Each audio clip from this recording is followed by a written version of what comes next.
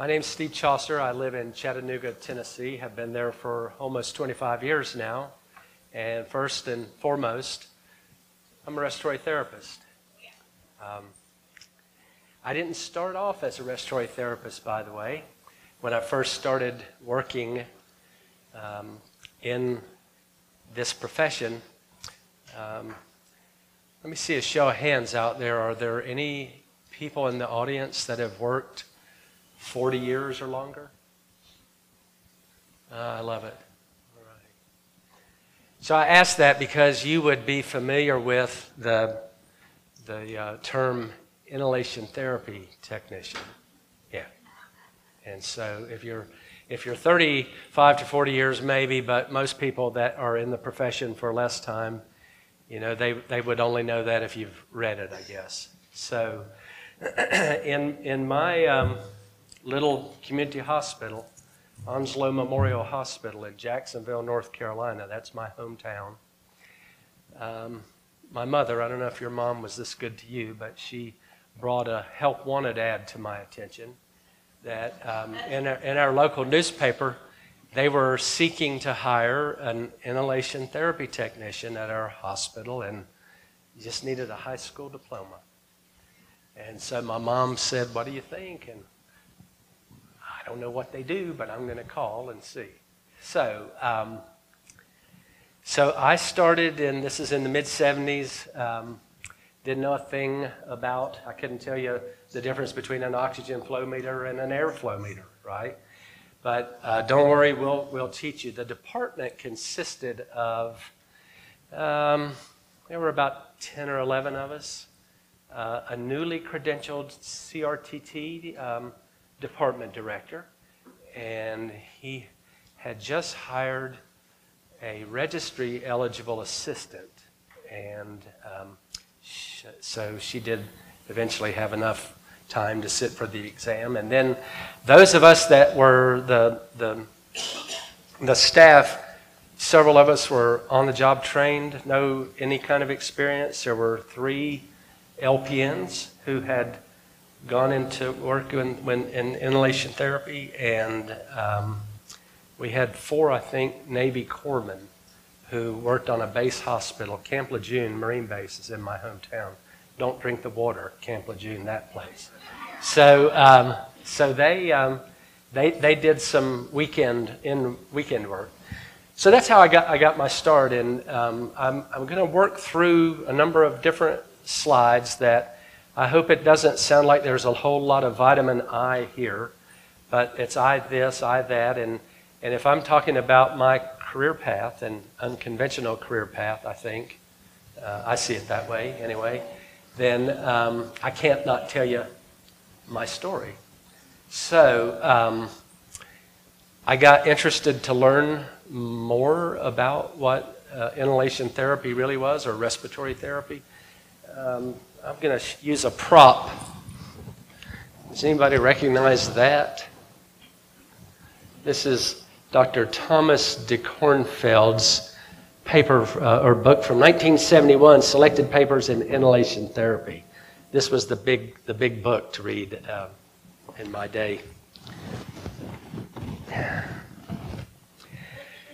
So I wound up being able to get into school in Durham, North Carolina. If you know the Raleigh-Durham area, the Triangle, Raleigh-Durham, Chapel Hill, it's a very vibrant area, and Duke University Hospital is probably the best known hospital in that area. And so the respiratory therapy program that I went to, Durham Technical Institute at the time, now called Durham Technical Community College. So in North Carolina, what were the precursor to community colleges were technical institutes, and they taught people how to go work in trades. So I applied to school. They accepted me.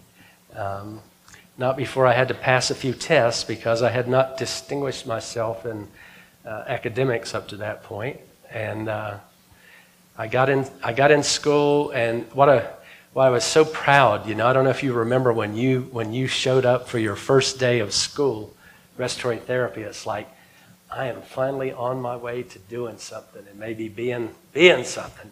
So So I had a pretty good first year, and at the end of my first year, I lived with a guy that was from my hometown. He and his brother were both respiratory therapists, and his brother was about to become a supervisor at Duke, and had been in long enough, sat for the exam, was registered, and his younger brother was my roommate, and Mike McCabe's his name. Mike got killed in a car accident. So I'd gone home on a Friday night, and I didn't have much money. I don't know how well heeled you might have been when you were a respiratory therapy student, but I didn't have a whole lot of money, and it was a struggle constantly just to get through school and have enough money to get gas in your car and et cetera. And it was a very big psychological blow. I find out early the next morning that Mike's been in a car accident and was killed. So it happened right as we'd finished exams, and I withdrew from the program with the understanding that I'm a good student and I need to go home and just sort of get past this, and then I would come back and maybe join the class that followed mine. And there's a guy in the audience, I think I saw Tim a minute ago. That guy right there, raise your hand, Tim. So there's a classmate of mine, Tim Safley. It's a small world, isn't it, when you start circulating around and find people in respiratory care that you somehow have a connection to. But, I was in Tim's class, and at the end of that year, that happened. I went home, and it was back to reality. I was dating a girl. She's my wife now, has been putting up with me for 42 years. And so her dad managed to move in storage business, and that's what I got to do when I first got back home, because there was, I needed to work. And if you've never loaded moving vans, it's work. And I did that for about 3 months, got no breaks, because all the other guys that I worked with called me Mr. Charlie's son-in-law, because I was dating his daughter. Anyway, a position opened up at Onslow, and I went back to work as, here I am again, as an on-the-job trained inhalation therapy technician, but now I got a whole year of school under my belt, so, Now, a little sidetrack from there, something that I think is unique. I was on a weekend, and there were never more than 2 of us or 3 of us at any given time, and young Dr. Turlington summoned me to the 4-bed intensive care unit that we had. We were the proud owner of 2 MA1 ventilators, and they gathered dust more than they got used. But that was the ventilator. That was the high-tech ventilator of the day, right? So Dr. Turlington called me up and says, I got a patient that's coming in. He needs to be put on a ventilator, and I said okay. So I knew that, bringing the MA1 up there, and he looks at me and he says, so where do we go from here? And I'm like, you're the doctor. So I think he was probably just testing me, maybe whatever. And I looked at him and I said, well, Dr. Turlington, now I'm seeing this patient, he's not breathing too well on his own, but he's not, struggling that bad, and he's already intubated. I'm telling him, he looks like a normal-sized guy, a 500 milliliter tidal volume. That's a normal tidal volume, and maybe a rate of 10, 12 breaths a minute, 40% oxygen never hurt anybody, so sounds good, I'll write the order. And so, now, for years, I thought that guy was lucky to have survived me, because how could I ventilate somebody with such a puny tidal volume, Now, those of you who were real respiratory therapists at the time know we ventilated 10 to 15 mLs per kilogram of ideal body weight, right? We were given, a liter tidal volume was a tidal volume, right? So, or high 800, 900. So anyway, Now, maybe the interesting part of this, beyond, I mentioned it was young Dr. Turlington. Dr. Turlington Sr., his father delivered me. So I don't know how many respiratory therapists might have started their first vent, and it was at the direction of a doctor whose dad brought him into the world. Okay, so now I then got an opportunity to let me advance this, and I haven't even talked about the objectives, and I'm not going to read these off. You can read. There's only a handful of objectives, and I think hopefully I'm going to meet the objectives, and if I don't, I hope I'm at least a little bit interesting, and otherwise you'll never ask me to come speak again. So you see, these are our objectives. It's going to be split sort of between, I got involved early on I took a great interest in the needs of patients that needed to be supported at home or somewhere on a ventilator. Where did they go? Now I'm talking late 70s, early 80s. You know, what do you do with somebody that needs to be kept on a ventilator? And if you've worked in respiratory therapy at that time, you know why. They didn't go out of an intensive care unit. You know, we had all the safeguards in place that if you're on a ventilator, you're in an ICU. So anyway, my education and background. I'll back up to this slide. I'm not that educated. I have an associate's degree. I'm proud of that degree. You know, it's an applied science degree in respiratory therapy. Now, I admire the fact that there are people that have PhDs now and master's degrees in respiratory, and that there are more and more 4-year programs out there. So I'm not saying anything negative about more education, but in my day, and if you've been at it for a while, you know, we had an opportunity to get involved in something that was meaningful work with either a 1 or 2 year, you know, school. And then you really started learning, right? Because you worked around people that were taking care of people, sick people in every setting in the hospital. I got back to Durham.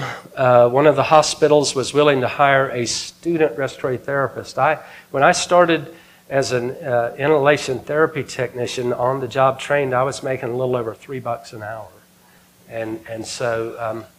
But the minimum wage at that time was about $1.65 an hour. So I was working inside. It was air conditioned, and I was doing, you know, work I liked. And then I got to go back ahead of when I would enter school again in the following class, because I got hired as a student respiratory therapist. And now I was making almost another $1 an hour. But that was enough money to pay my rent. Right, so I'm back in school. I finished school. While I was in school, I saw somebody that was from a class or two ahead of ours that they were letting do this thing called pre-clinical lab instructor. And so as soon as I finished school and, you know, then started working full time, I did that. I didn't get paid for it. It was a volunteer position, but I came back to my program because I wanted to give back right away. And I helped the people that were new students as they're doing some lab work get a better understanding of the devices, right? Speaking of the devices, in the late 70s, early 80s, there was not a lot of sophisticated equipment to work with. And the ventilator of the day, I guess, Puritan Bennett's MA1 had now given way to newer technology, an MA2, and then an even worse thing called an MA2 plus 2, if you ever worked with that one, right? And other ventilator companies were starting to gain ground. Puritan Bennett, if you've been in our field for any length of time, they were the only company. They were so dominant in our profession as a supporter of the profession and as a manufacturer of critical care equipment. So I went to work for them a few years later. I loved Puritan Bennett. I thought, man, one of these days maybe I could work for them. And I really wanted to do that, but they weren't that interested in me, by the way. So while I was in in Raleigh at Wake Medical Center, I became in-service education coordinator. And that was because they didn't have that position, by the way. But I liked doing patient and staff education, and my department manager said, well, if you'll take it on, we'll give you the position. So I was eventually a team lead, and at that time we didn't have shift supervisors. They were called a team lead position. And if you got in first, you arrived earliest for your shift, you got to be the team lead. And so I was a team lead. I liked being an early bird. I got to make the assignment, and I always liked to give myself, the best critical care. That I knew where the more challenging patients were. You know that after you've been around a few of them a few days. So now let's see where we are. I'm going to skip over this. There's that old employment. Oh, I worked at Duke's Blood Bank. When I was in the Triangle, and I was in school, and before in that first year as a student, I managed to talk my way into becoming a phlebotomist. It's quite a name for somebody that draws blood, right? So I did that job, and I wanted that job for one reason. I wanted to stick needles in people. I wanted to get a feel for what it was like to actually draw blood. Now we're talking venous blood, because at some point as a respiratory therapist, you're going to have that nerve-wracking moment where you've got to try to do an arterial blood gas, right? So I thought, well, it might be good practice, So Duke's Blood Bank sent me and two other guys. They were Duke's students. I was, the little tech student guy, tech school guy, and we went to the American Red Cross Center, Blood Collection Center, and we were taught how to draw blood, and including if you donate blood. Can I see a show of hands of all of those of you? I hope it's a lot of hands. I give blood. Please do it. It's the easy thing to do, right? A 14-gauge needle is a serious needle, though. So I was taught how to draw blood packs. And at the time, this was the really good part about that job in the blood bank. I could carry a pager home and get paid for being on call. Plus, it's pretty cool to have a pager on your belt when you're trying to prove yourself to everybody. And I got paid, I think it was $1.50 an hour to be on call and come in within an hour of the call to find a donor and draw some blood for either a quickly approaching a heart case, pump blood for heart case, or exchange transfusion for babies. And so I got real good at that, and I'm really proud of that I did that work, because by the time I had to handle a needle and do a blood gas, I'd already stuck thousands of people, and so anyway, I don't know what that has to do with our talk, but now you know a little bit about it. It's that this isn't about so much about me, except we're talking about my career, unconventional career. It's how I looked at trying to take advantage of opportunities that might give me a better chance at another opportunity. So that's how I've always approached everything in my work. And I encourage you, if you don't do that yourself, do that, because it's a shame when you don't get an opportunity, but a bigger shame is when there's an opportunity there and you'd love to have it, but you're not prepared for it. I'll talk about that again here in a little bit. I worked at Wake. I was, I don't know how you felt about the first few patients that you got to intubate, but that was a big deal to me to be able to do, emergency intubations, and I did that, and all the ventilator care. I worked in all the adult, pediatric, and neonatal critical care. Got some great experience. I say I had a career-defining moment here. though, one Saturday while I was at Wake. It's a 1,000-bed hospital, at least it was then. Raleigh is the capital of North Carolina. Wake Medical Center was the biggest by far hospital, and so that's where I was working. Dr. David Allen Hayes, he was a medical director, and he had a patient that we were taking care of that had been there for a while on a ventilator, and this patient, her name was Pam. I won't tell you her last name for that protected health information deal, but Pam had severe multiple sclerosis, and she had been our patient in a medical ICU for, 3 months, 4 months, and we'd weaned her down to a real low rate, IMV, that's how we ventilated at the time. She's on a rate of 2 or 3 breaths a minute, and not much oxygen, 28, 30% oxygen. No PEEP, just minimal support. We really thought it was as much she needed that ventilator more for psychological reasons than for physiologic reasons. But she was terrified about the thought of, being liberated from the ventilator. So Dr. Hayes ordered this thing, and 2 boxes are delivered by UPS to our department on a Saturday morning, and tagged, "I'm it." What are these? Dr. Hayes ordered this Thompson turtle shell ventilator, negative pressure ventilator. Never seen one. I'd heard of them, but I'd never seen one.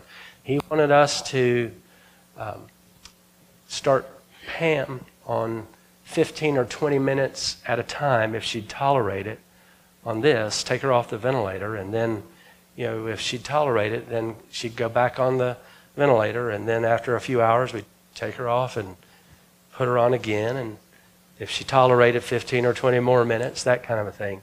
So there was about a 6-page little manual. I'm looking at here's the instructions, And I thought, okay. And I don't know who was more doubting of it, Pam or me. I thought, what a waste of time. But now remember, she's been on the vent for a while. She's trached. And I'm telling her, Pam, if you get in trouble, I got a bag right here. We'll bag you, We'll put you back on the vent as soon as you want to go back on. And so I started off with minus 30 centimeters of water pressure to negative pressure. And if you don't know what these things are, this turtle shell, when it's resting over your thorax, you're creating negative extrathoracic pressure, providing a gradient for atmospheric air to flow. And it's how we normally breathe, right, when your diaphragm descends. So it's like, okay. And I had a right respirometer. Y'all remember what those are, I'm sure. And I popped that thing on her trach tube, and with minus 30, Pam's tidal volumes were like a liter, 1.1, 1.2. I'm like, wow. And I could tell from the look in her eyes, she was pretty happy with this. We both went from being doubtful to like, unbelievable, So I lowered the pressure. I lowered it, and finally at about 18 centimeters of pressure or so, we're getting a steady 550 tidal volume, and she did great. And so I call it career defining because I got introduced to something that I took an immediate huge interest in. Harris Thompson is known in the industry as the father of portable ventilators. The Thompson Respiration Company was in Boulder, Colorado, and Harris Thompson was a mechanical and electrical engineer. He was not involved in the medical device world. He had a neighbor, I think they lived a door or two down from them, who had a daughter in the mid-50s who had polio. And this child was in the hospital in an iron lung. And so picture somebody that could produce a portable iron lung. He built in his garage this device that this little girl she could come home. And so the Thompson was later acquired by Puritan Bennett. And so that has a little bit to do with some of the work that I did at Puritan Bennett. But I first got exposed to this thing called an A1G. It followed the or rather an A1H. It followed the A1G. And then later that machine became the Max Event. And anyway, that's what Pam was on. Oh, by the way, this company that hired me to do some per diem work in the DME business, and I didn't know DME, I didn't know what it was. This is a cottage industry in those years. No, there was no real industry. It was in little businesses.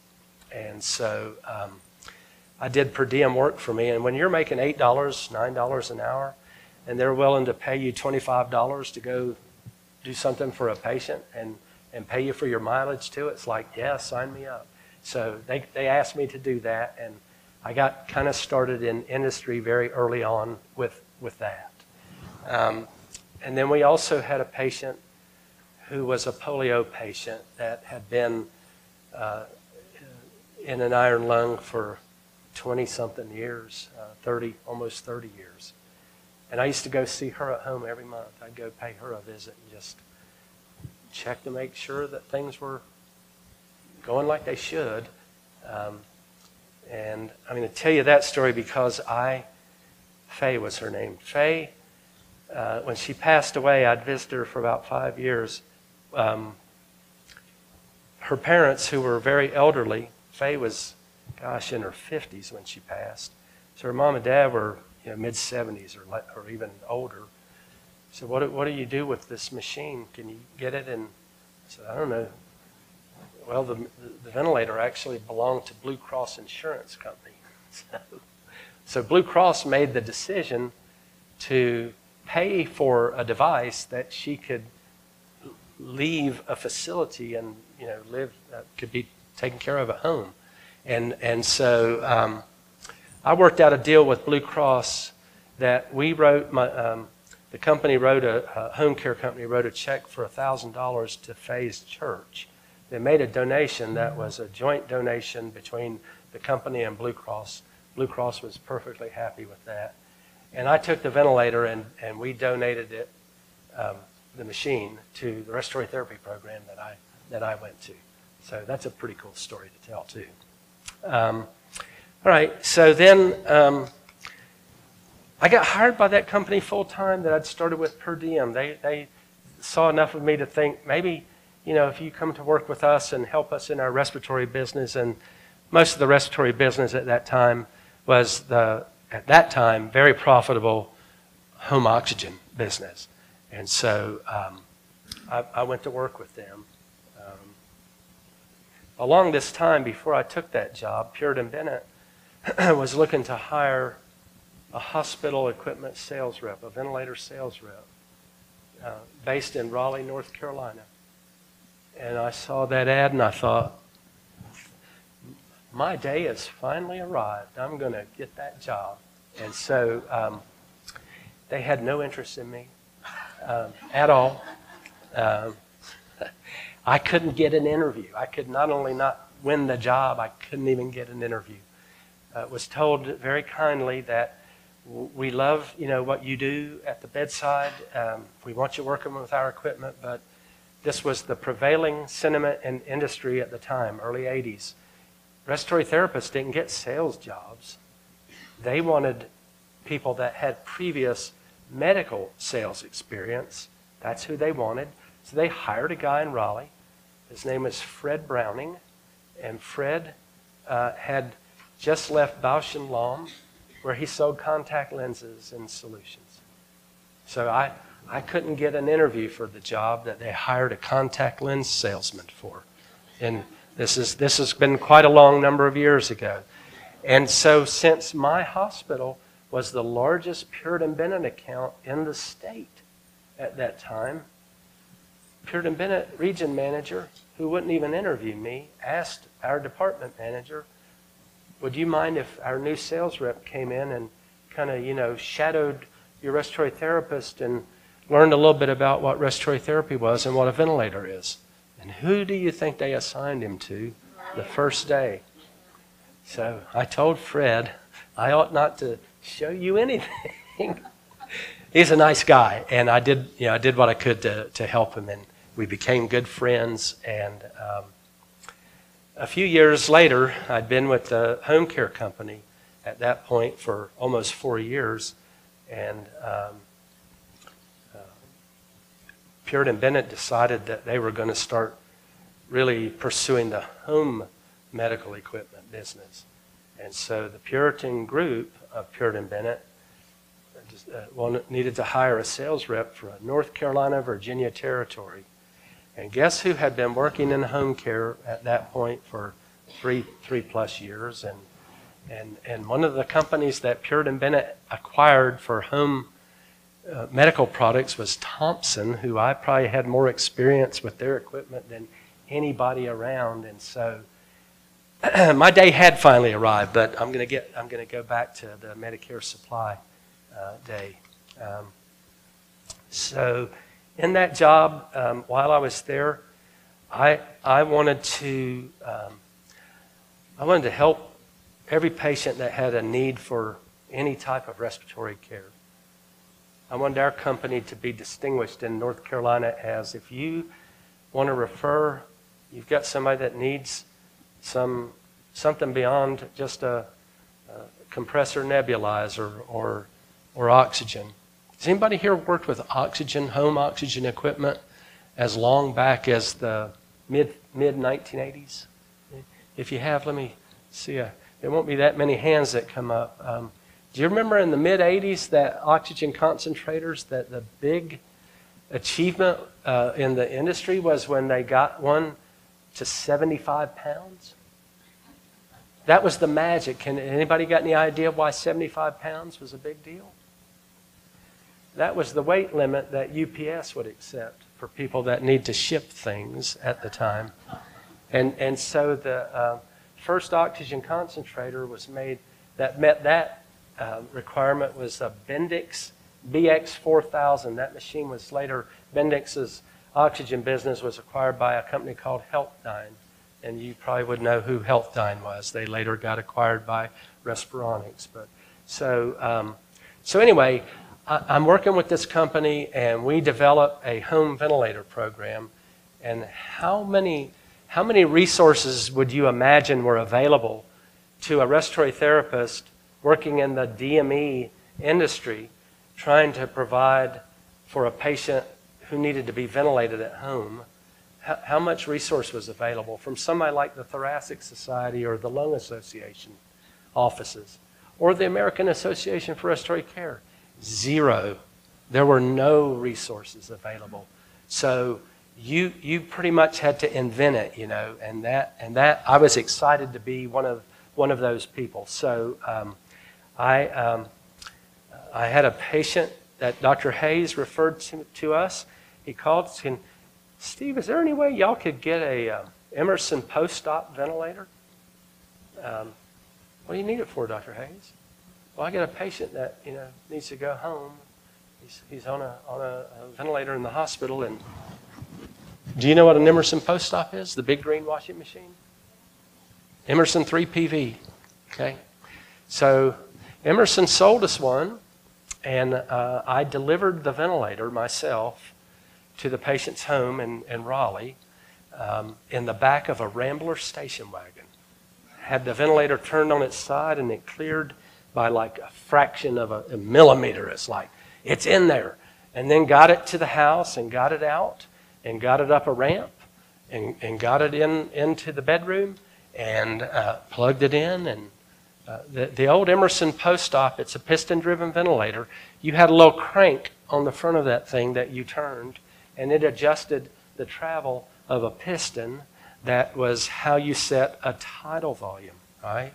And then it had this big, giant metal trombone-looking thing inside of it that was the reservoir. It had a little barbed fitting on it that you connected simple oxygen tubing to, and you would titrate a flow of oxygen to try to give some kind of a FiO2. And so, and then it had a stainless steel pressure cooker was the humidifier on a heated plate. I mean, that was the technology that we had. And you were supposed to change Brillo. There was this copper stuff that you stuck in there. That was your infection control. Okay? So it's like, yeah, Dr. Hayes, we could probably get one. And this patient was a Wernicke-Hoffmann disease, a 14-year-old about the size of an 8 or 9-year-old. Real sweet young boy, great, when you think about people that are so physically challenged and they've got such a tremendous outlook on life, and they've got a mother like this boy's mom who, was right there for him every minute of every day and night. And Dad was a professor at NC State. They were well enough off, and he had everything in place. And Robert did really well on that 3 PV. And then after some years, it was after I'd moved on to new other work, he was placed on a newer portable ventilator. So back to Harris Thompson. 2 guys that worked with him in his Thompson Respiration Products Company and left before the company was sold to Puritan Bennett. One was a guy named Richard Apple, and the other one, I'll think of his name. Richard Apple formed a company called Life Care, and they launched a PLV series of ventilators, PLV 100, 102. And then the other guy started LP, Life Products. You would know if you've been around for a while, LP3, LP4, LP5, LP6, LP10. Eventually, they got acquired by Accutron, a baby monitor company. And then they went away because they got in trouble with the FDA, and it's a long story, but that's industry. So this is the mention of Robert and his ventilator, the 3 PV. So Thompson also had this little ventilator. The M25B was a later version of something called a mini lung. Has anyone ever seen a ventilator in a Samsonite train case? Do you know what I'm talking about? Did you? Yes, I did. I transferred a shop from Washington, D.C. to a rehab hospital in New York on about that. This is Mike Harrell, who's, have you already spoken, or you're coming up at some point later? Right. So Mike would probably, he may not remember me, I hope he does, but I met him down in, was it Port Charlotte or somewhere down there in Florida, when he was respiratory therapy director that I met when I had some temporary responsibility for Florida. It is a small world, right? So yeah, that little ventilator. Now, anybody ever heard of Katie Beckett? Yeah? You know Katie Beckett. There was a photograph of her sitting on her little suitcase ventilator at Disney World. It was on the cover of ART Times, and sometime around 83, I think. And so President Reagan signed legislation that was a Medicaid waiver that allowed for technology-dependent patients.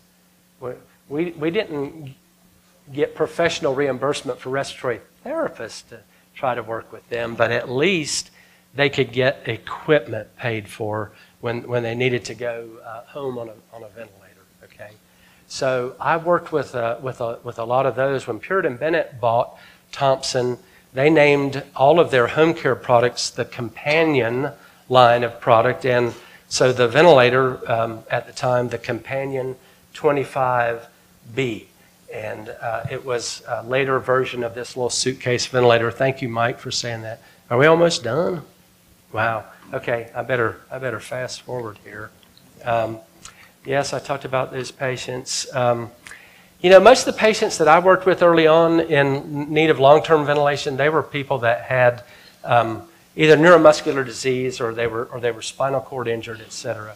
I didn't actually work with him, but everybody knows the story about Superman, Christopher Reeve, who had a high cervical spine injury, result of a horse riding accident that happened in the Plains, Virginia, which is the real horse country up there between D.C. and Charlottesville. And he wound up going from by ambulance to UVA Hospital in Charlottesville. And at that time, I was an area manager with Lincare, and we did some pre-discharge planning. It started right there. He actually went from there to the,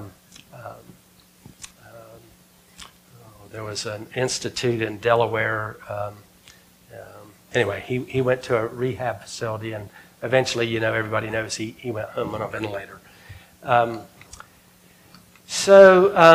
I'll fast forward a little bit to, since I'm running so short of time, Lincare. I went to work. I left Puritan Bennett. I got an opportunity.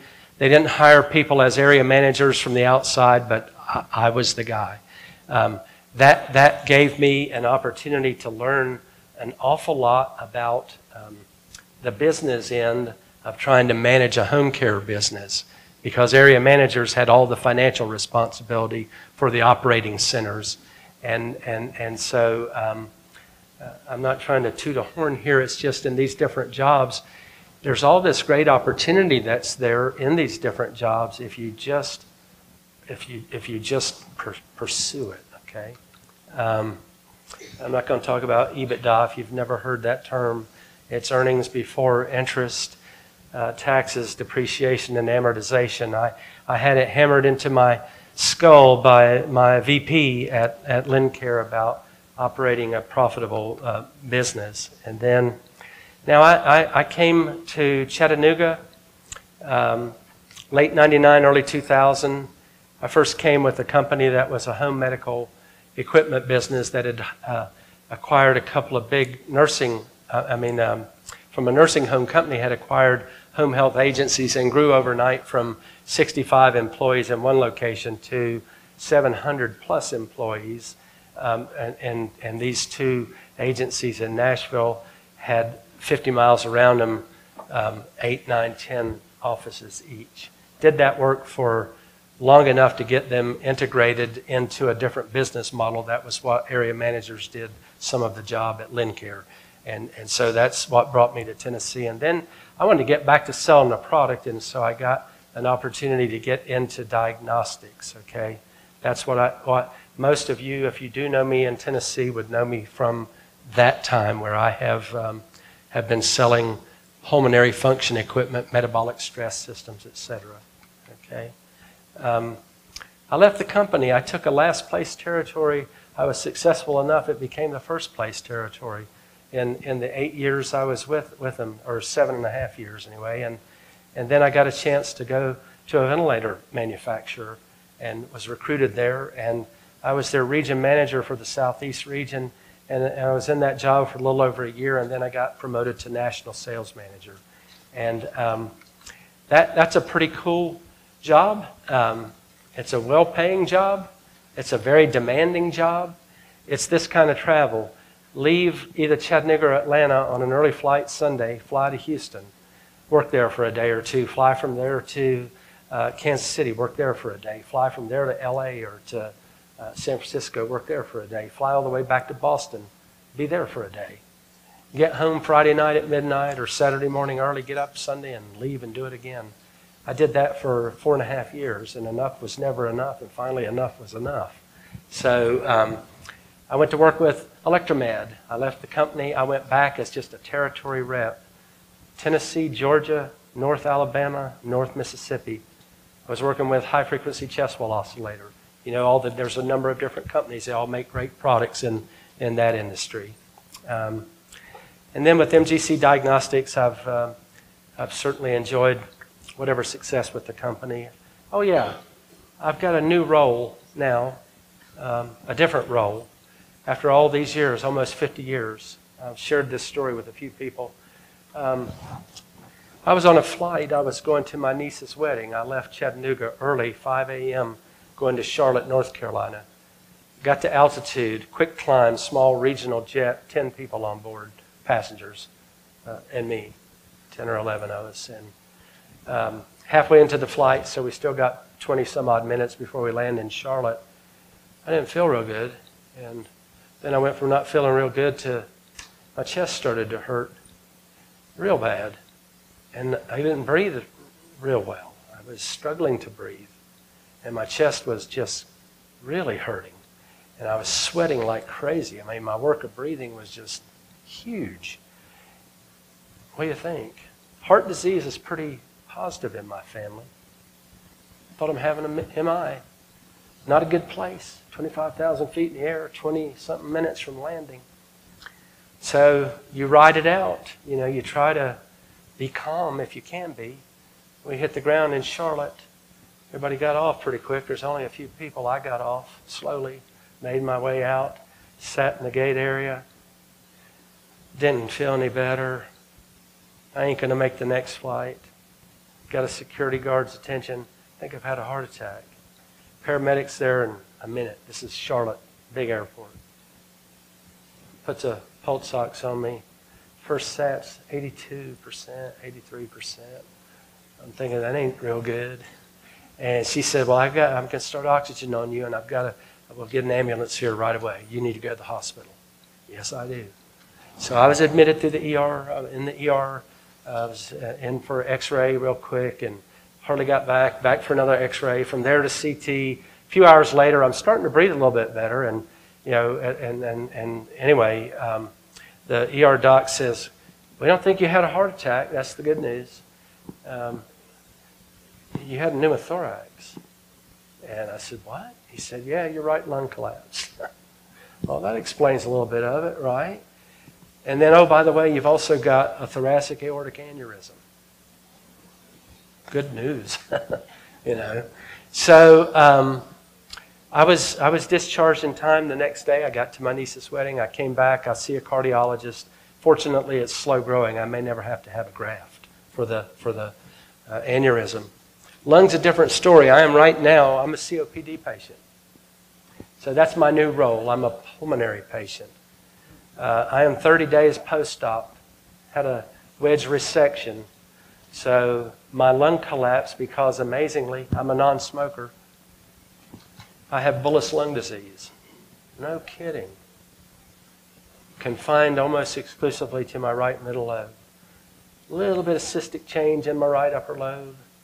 A few little blebs and bulli in the margin there where the right lower lobe meets the right middle lobe. 3 hours in the hospital at Vanderbilt, or 3 hours in the OR. 5 days in a surgical step-down unit. Left with 2 chest tubes, left the OR. So if you want to see my scars, I'll show them to you. You can come by the booth. So life comes at you pretty quick, doesn't it? The good news is, I think I'm good. I've just got to heal. You know, I'm still not myself, but I'm gaining on it every day, and got great care, and glad that I'm able to share that story.